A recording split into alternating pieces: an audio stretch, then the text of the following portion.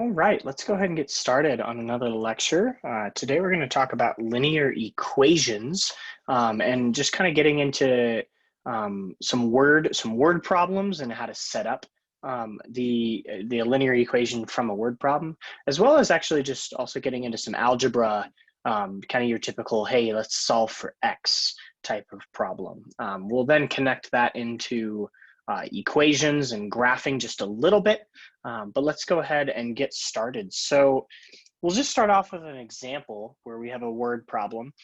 This is a fairly simple word problem. We don't have any sort of scenario here. There's no real life thing that's going on. But we've just got this sentence that says, if 8 times a number plus 3 is equal to 27, find whatever that number is. And so very similar to a percentage problem, we can do a lot of word problems that involve percentages.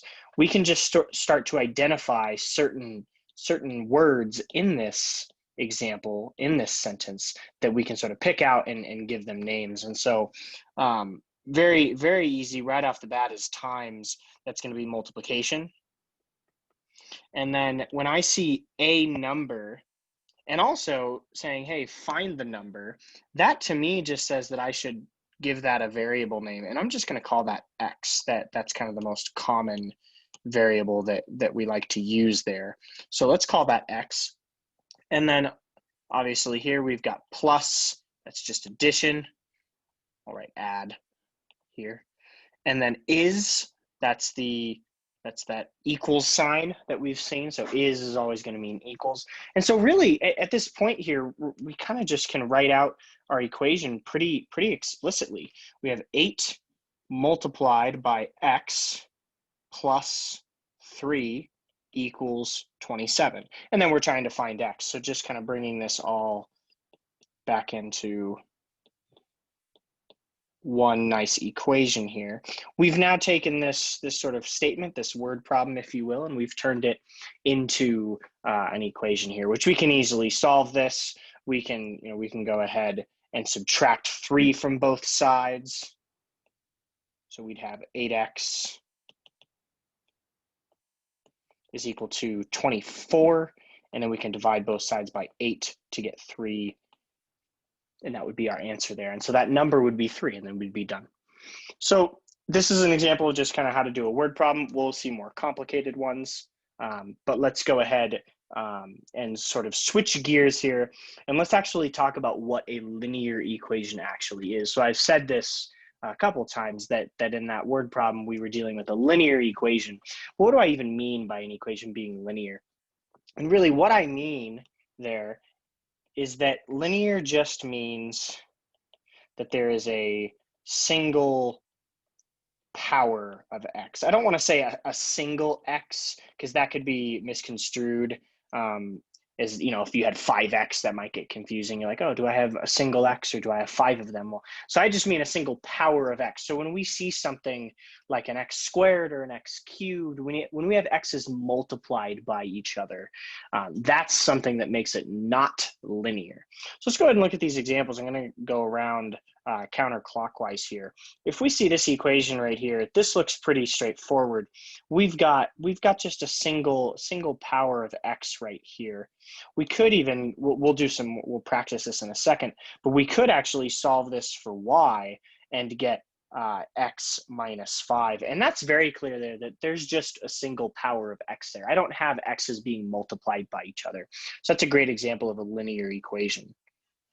Here, though, when I have 6x cubed, just saying that word cubed sort of tells us right off the bat that this is non-linear. It is not a linear equation because I have x's being multiplied by each other. A little bit more complicated here. If we tried to solve this guy for y, it'd be a couple more steps. So if we go ahead and do that, we could have 2y plus 7x equals 5, 2y equals 5 minus 7x, y is equal to 5 halves minus 7 halves x. And while that does look a bit more complicated than at least this other linear, equation that we saw. It still is linear. There's only one x appearing there in terms of powers of x. There's no x's being multiplied by each other. Sure, I have 7/2 x's. I have a certain number of x's, but I don't have any x's being multiplied by each other. So this would be linear right here. And then I always like to show this example last year. A lot of people will start off and say, oh, well, look, there's x squareds. And so this is going to be nonlinear, right? Well, what you hopefully can recognize here is that we're actually going to have some cancellation right there. If we were to simplify this equation, our next step here would be 7y is equal to minus x minus 5, because I can just subtract 6x squared from both sides. And now that's actually going to be a linear equation. I won't bother solving for x. We can just very clearly see that there's a single x there, no powers, no multiple powers of x. So you got to be careful. Sometimes equations can look nonlinear, but they might actually be linear if you sort of simplify them down a little bit. So now that we've seen these ideas of what a linear equation is and being able to identify it, let's go ahead and actually look at some examples. And we're actually going to practice solving for x without any other variables. We're going to start off with that, then we'll add multiple variables in. Let's go ahead and do this right here. So a lot of this should be review, but we're going to start off 6x minus 5 equals 3. Let's add 5 to both sides. 6x is equal to 8. Divide both sides by 6. We're going to have x is equal to 8 over 6, which I could then simplify to 4 over 3. And we would just be on our merry way right there. So we'll have a fraction for our answer. That's fine. But yeah, just some simple algebra right there. Let's go ahead and go on to a slightly more complicated example, at least a couple more steps here. So I've got 3 times 4 minus x minus 2 equals 7x. And here we got to be careful because it's very natural to want to just divide both sides by 7 and say, hey, we're done, I have x on one side alone by itself. But the problem is that we have an x on the other side as well.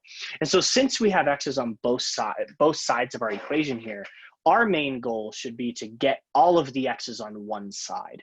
And the first step in doing that is going to be distributing this 3 in. So let's go ahead and do that. If we actually distribute that 3 across this 4 minus x, we'll have 12 minus 3x minus 2 is equal to 7x. I see some like terms here. So let's go ahead and simplify those down. 12 minus 2 is 10. And then I can actually add 3x to both sides. And those like terms there will add together. So we get 10 is equal to 10x. We can divide both sides by 10. And now we'll have 1 is equal to x. And something you'll see me do a lot at this point, rather than just boxing this as my answer and leaving it there, I'll actually flip it around to write x equals 1. The reason I like doing that is because x is the variable that we don't know what it is. And starting off a statement with 1 is equal to x, sometimes that can just get confusing, just leaving our statement right here because people don't really know what's coming. They see 1 equals and then there's an x. I go, oh, that's okay. That's what you mean by this statement. But when I start off with x equals, it's very clear that I'm being told, hey, I've solved for x. I figured out what it is. So I like to rewrite that a lot. Most other mathematicians like to do that as well. That's pretty common. So we'll write our final answer as x equals 1. And then there we go. We've found our answer here. Now, if you're ever not sure about your answer, or really even if you are, it would be very smart to plug your answer back in and check it. And so what we can do here is we could take the 1 and we can plug it in to both sides of this equation everywhere that we see an x. And if you do that, you should get 7 on both sides. I'm not going to go ahead and actually go through that, but I'll let you guys do that on your own. But checking your answer here is a great habit to get into. It's very easy to just assume that you've done it right, but you can always check yourself.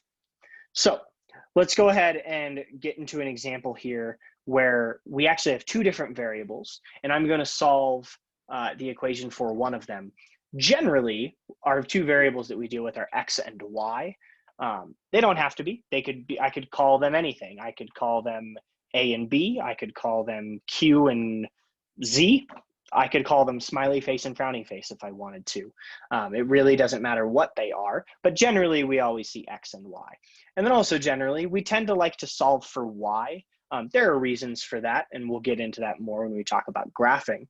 But generally, we like to solve for y. So let's actually go ahead and do that on this equation. So we're going to start off. We're going to add 2y to each side, because the goal here is that we want to get y on its own. We want to get it by itself if we're going to solve for y. So we'll have 3x is equal to 5 plus 2y. Let's go ahead and subtract 5 from both sides. That way we're starting to get that y isolated. And we'll divide both sides by 2. And now y is just going to be isolated.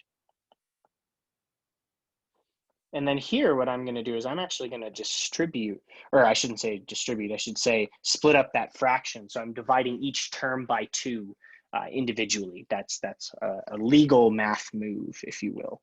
Again, I'm going to do this sort of just rewriting my answer, just copying it down, but flipping the order around a little bit, just because I like to write that y first. And there we go, we get our equation.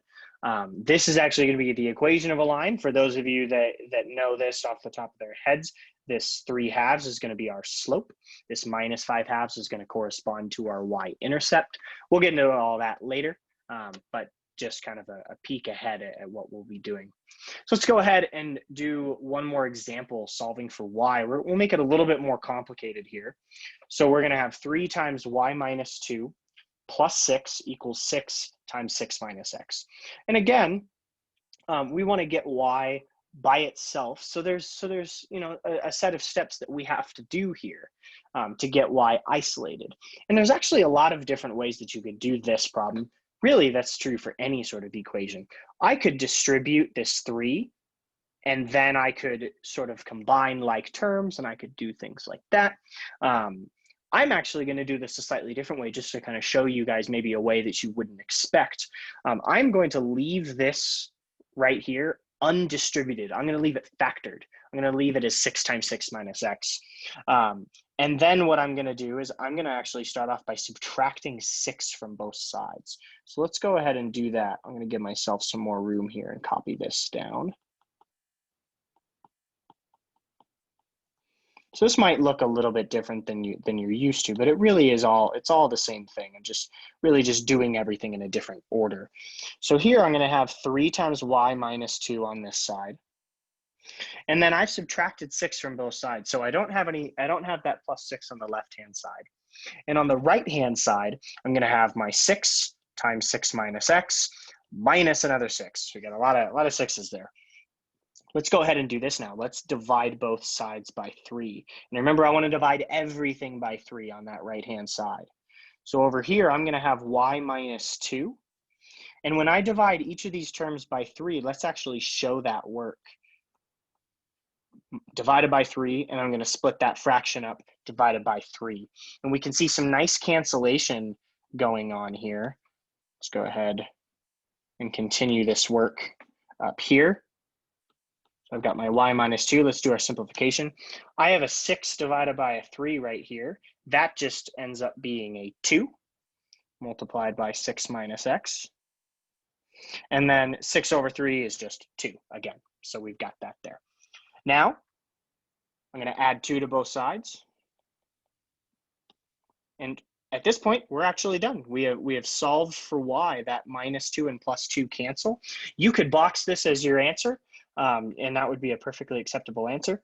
If you want as well, you could expand this into 12 minus 2x, and that would be another perfectly acceptable answer.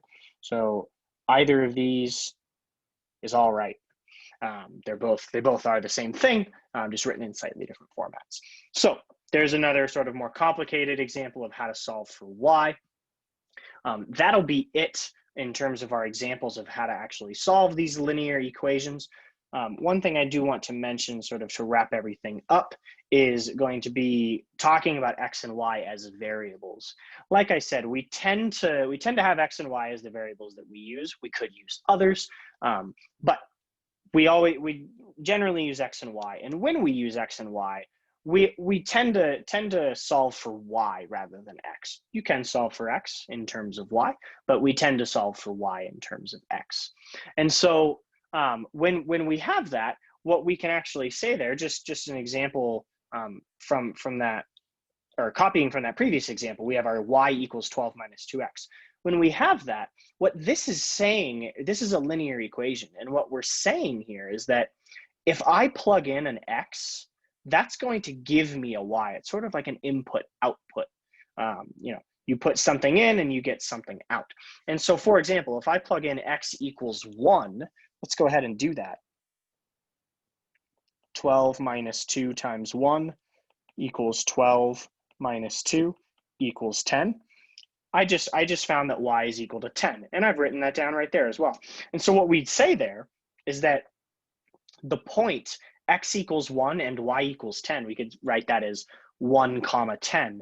That satisfies this equation. When I plug in x equals 1, I get out y equals 10. Likewise, if I plug in x equals -3, I get out y equals 18. And you could check that as well by just plugging in -3. When I plug in x equals 1,000, I'm going to get y equals -1,988. Same thing, we have these pairs of points, x and y, that satisfy that equation. And that's going to lead us into some graphing. We'll get into that later. I'm going to call that for this lecture and leave you on to do some more practice.